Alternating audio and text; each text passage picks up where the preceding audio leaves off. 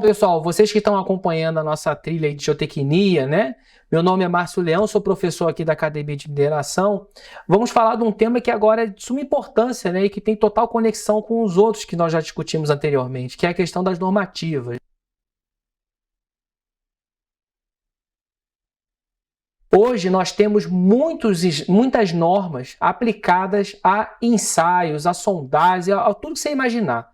Só que a pergunta que a gente sempre faz, né? E principalmente quem tem experiência aí de trabalho, precisa lidar com esse tipo de recurso, que são os ensaios, são as execuções de procedimentos, né? Nós devemos seguir as normas? É uma pergunta muito capciosa. Vou dar um exemplo, coisas bem simples, né? Por exemplo, se você deseja estimar uma propriedade índice, lá, um índice físico qualquer, né? Eu quero estimar se aquela rocha, qual é a resistência daquele material se estiver saturada, né? Bom, o conceito de saturado significa que todo o vazio dessa rocha vai estar preenchida por água ou outro fluido aí que vocês queiram ensaiar, né?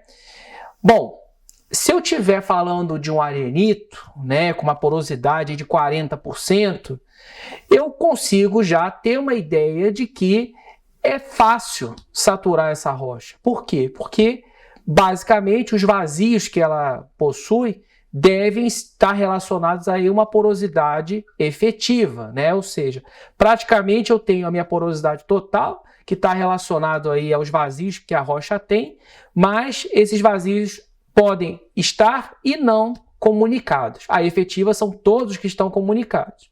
Beleza. Agora, se eu pego o mesmo procedimento e levo agora para um filito, né? O filito, ele tem uma matriz muito fina. Basicamente, a porosidade dele é dada ali pelos planos de foliação. Será que o mesmo procedimento serve, né, para estimar a mesma propriedade? É uma boa pergunta. Quem trabalha com esses ensaios na prática vai ver que se eu deixar uma rocha como um filito, né, tem uma porosidade muito baixa, em torno de 1, 2%, e for fazendo o que a norma pede, né, são 24 horas aí seguindo a SRM, 24 horas aí saturando, né, e às vezes a gente deixa 48 horas, a depender se a rocha é muito branda ou não. Vamos ver se eu fizer uma nova reavaliação, for pesar a massa desse material, essa massa vai aumentar. Ou seja, significa que aquele tempo não é suficiente para saturar esse material. Aí eu tenho outro problema. A norma lá, ela chega e indica o seguinte, que eu posso utilizar o recurso de uma bomba a vácuo para tirar o ar da amostra e substituir pela água, permitir que essa água entre dentro da amostra. Agora, se eu estou trabalhando com filito, que é uma rocha branda, o que vai acontecer? Eu posso desagregar esse material. Então, eu começo a ter vários problemas. Ao longo dos projetos, né, esse foi só um ensaio que é muito simples, mas eu posso levar essa mesma filosofia e questionamento para ensaios químicos, ensaios mecânicos e por aí vai, né? Vamos ver que muitas dessas normativas não atendem à nossa necessidade, que eu digo nossa necessidade de Brasil. Porque muitas delas, né, principalmente as desenvolvidas pelas associações internacionais, que estão localizadas onde? Em países de clima frio, em países de clima temperado, a realidade é totalmente diferente. O granito que eu tenho lá naquela região é diferente do granito que eu tenho aqui no Brasil. Então, eu trazer uma normativa na íntegra para poder reproduzir aquela propriedade pode ser que não seja viável. E aí o que acontece? A gente traz para dentro do nosso ensaio, ou nosso método de investigação, ou mesmo método de análise da estabilidade, né? Temos que lembrar que esses parâmetros subsidiam a análise de estabilidade para poder verificar se aquela estrutura, além de segura, ela é economicamente viável, né? O equilíbrio aí dos dois momentos. Então, quando a gente vai trazer essa nossa experiência para dentro de um ensaio, a gente acaba modificando, alterando a forma que aquele ensaio é conduzido. E qual que é o problema disso? A norma tem peso de lei, né? Não sei se vocês já tiveram a experiência de trabalhar com a parte de perícia, né? Como é que funciona a perícia? Eu tenho um juiz que entende-se aí, que sabe do conhecimento do direito, mas ele não domina medicina, ele não domina engenharia, ele não domina várias áreas. Então ele precisa contratar um corpo técnico para que possa dar esse subsídio para ele poder fazer o julgamento, né? Então, assim, eu tenho exemplos aí que eu poderia falar, mas são perícias, não posso abrir para vocês, né? Mas tem um caso muito interessante de uma que eu participei, que foi o seguinte, né? Uma determinada empresa estava dispondo material e acabou que houve uma ruptura pela fundação. E aí o que aconteceu com isso, né?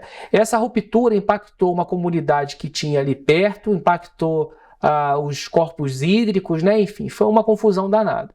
E vocês sabem também que todo empreendimento ele tem um seguro, né?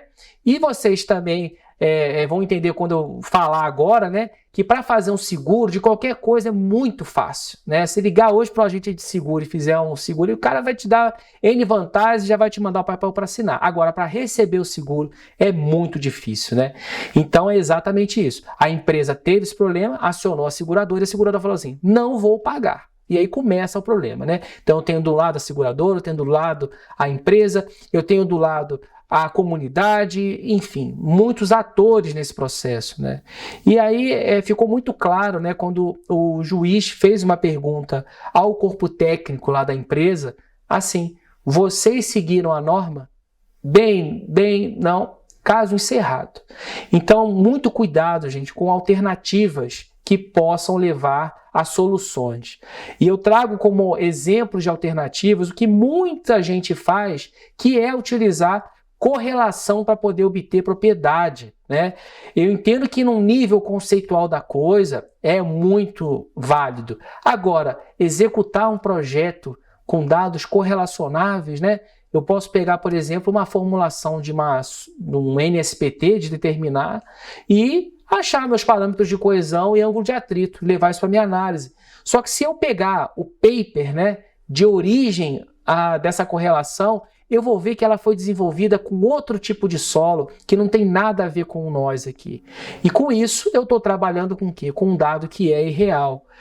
Então você está condenando utilizar correlações? Não, eu estou pedindo, né, que vocês, além de utilizar as correlações, consigam validar essas informações com base em quê? Nos nossos ensaios, né? E tudo que fugir à norma possa ser acordado dentro dos critérios e premissas dos projetos. Tenho certeza, né, que com esses acordos, com essas partes entendidas, não vai haver dúvida no desenvolvimento desse projeto. O projeto vai seguir com uma saúde geotécnica aí excelente, né? Ele vai ficar estável, vai atender os fatores de segurança necessários e também vocês não vão ser conservadores e trazer um custo adicional para que esse projeto seja desenvolvido.